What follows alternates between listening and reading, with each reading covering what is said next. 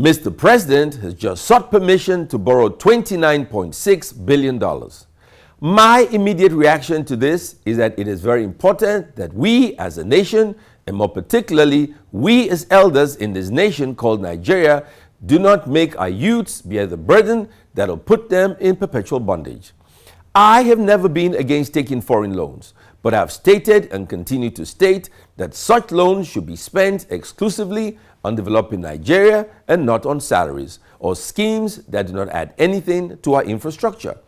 That is why I worry about the President's request to borrow from foreign lenders. Yes, we are being told what the federal government plans to spend the money on, but how much of it will affect the youth? It is important to address this because this loan will not be paid back by this government. It is our youth and future generations of Nigerians who would pay back these loans. So if this is the case, then the bulk of the money being borrowed should be spent on them. As of now, there is nothing in the loan expenditure plan about building schools or about granting young entrepreneurs interest-free loans. We must have a rethink.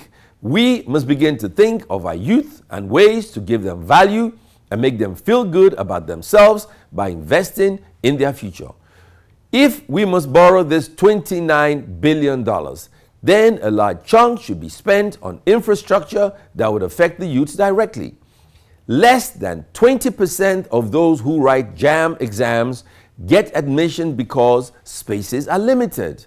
A large fraction of this loan should go towards building new universities and secondary schools. Also, less than 15% of new graduates are employed after graduation.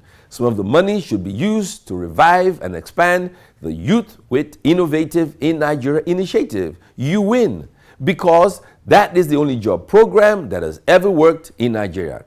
We must also widen the scope of the graduate internship program, which under the previous administration helped 41,000 youth find temporary placements in businesses as interns, which would allow them acquire the experience they need to start up their own businesses.